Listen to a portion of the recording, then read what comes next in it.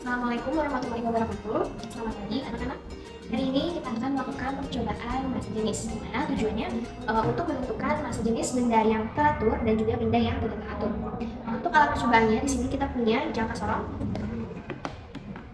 seperti ini. Kemudian ada neraca Oculus untuk mengukur massa.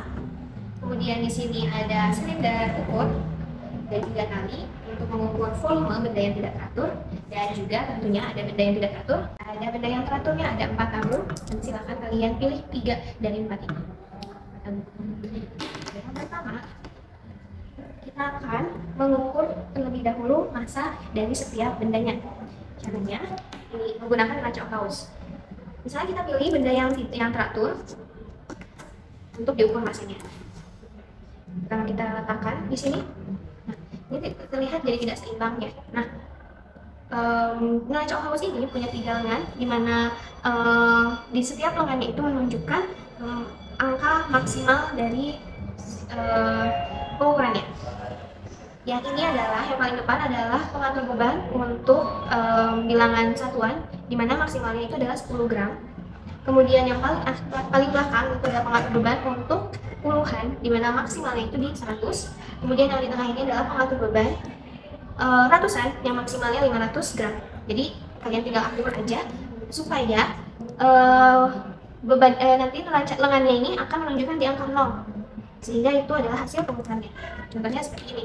Misalnya kita mulai dari yang paling kecil dulu, kita coba dimaksimalkan. Apakah sudah seimbang?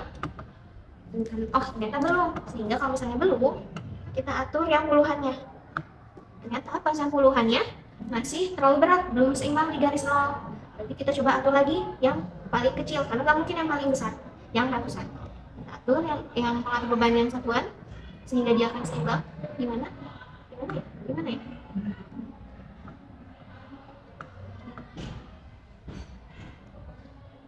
Nah, kira-kira di sini ya sudah mendekati seimbang. Berarti hasilnya itu adalah menjumlahkan yang pengatur beban puluhan dengan pengatur beban yang satuannya. Berarti ini 10 ditambah 8,5. Jadi hasil pengukurannya adalah 18,5 gram. Gitu. Nah, itu dilakukan semua benda yang dipilih, benda yang teratur dan tidak teratur, diukur massanya, kemudian dicatat pada tabel yang telah disediakan. Setelah mengukur massa, kita selanjutnya akan mengukur volume. Untuk mengukur volume benda yang teratur, tabung yang tadi, kita menggunakan jangka sorong. Sudah pada bisa ya menggunakan jangka sorong.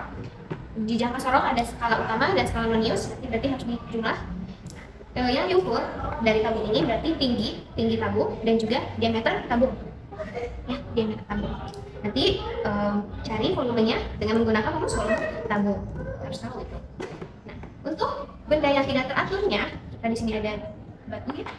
Cara mendapatkan volume benda yang tidak teratur adalah dengan menggunakan silinder ukur. Kita ikat dulu batunya menggunakan tali.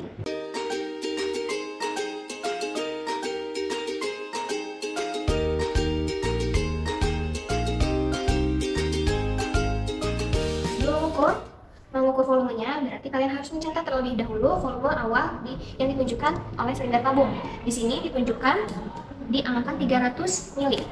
Nah, berarti volume awalnya 300 mili. Kemudian kita masukkan benda yang tidak teratur itu dalam, sampai dia tenggelam saja, biarkan. Kemudian dilihat volume akhirnya.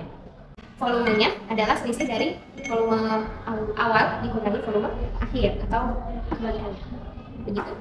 Sudah dapat nilai volume benda tidak teratur dan juga sudah mendapatkan volume dari benda yang teraturnya.